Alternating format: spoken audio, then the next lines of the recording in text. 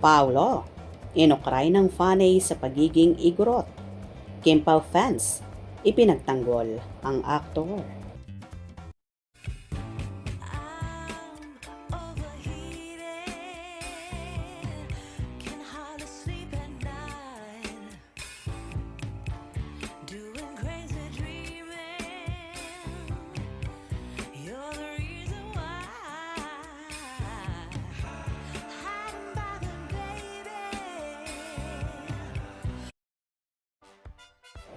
Kaloka na talaga sa mundo ng social media at ang bilis-bilis manghusga. Masyadong judgmental ang mga tao. Kaya naman marami ang napapariwara at napapahamak dahil na rin sa ibang pangbubuli na wala namang matibay na ebidensya. Basta lang makahanash at makapanita kanino pa man.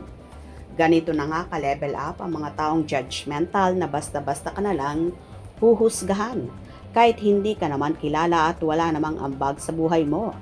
Kaya ikaw, dapat maging matatag ka at mag-iingat ka sa mga pinopost mo dahil konting kibot mo lang, pwedeng ikasira ng buhay mo at ng mental health mo. Marami ang nakakaranas nito, lalong higit ang mga kilala at sikat na mga artista, kagaya na lang ng multi-awarded actor at isa sa bibida sa The Alibay series na si Paolo Avellino. May fanay kasi na kinu-question at tila kinakahiya ang pagiging igorot ni Paolo kung saan neres baka naman ito ng Kim Pao solid fans at pinotakte ang naturang basher na ito. Igorot, yung lalaki daw. Ikaw, kung makahusga, akala mo maganda. Pogi naman si Paolo kahit igorot, pinagsasabi mo. Walay, pogi ang Kim Pao namin. Inggit ka lang. Anong masama sa igorot? Dugong Pilipino yan.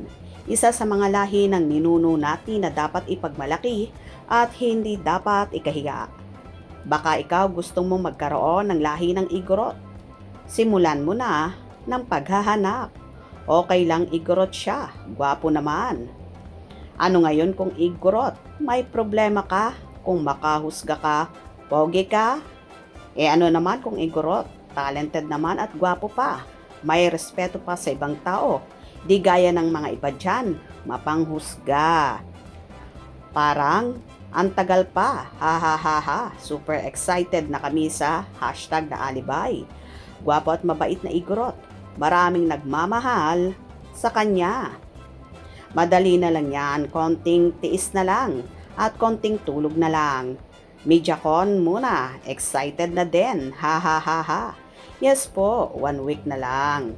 Excited na kami sa The Alibay. Yes, malapit na.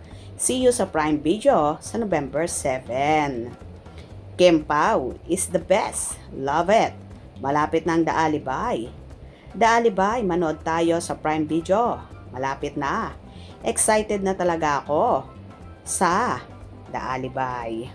Bakit? Kung igorot si Paolo, may problema ba sa'yo? At ikaw sino ka? Taga-bundok ng mga ungga. Malapad ang bibig mo. O diba kaloka at kino-question pati pagiging igorot ni Paolo? Wala naman dapat ikahiya dahil yan ang ating ninuno. At in fairness naman, so gwapo at so bait naman ni Paolo, kahit pa igorot siya. Pagmalaki natin yan. Agree ba kayo mga ka-Kim Pao? Hope you enjoyed. Please subscribe for more info.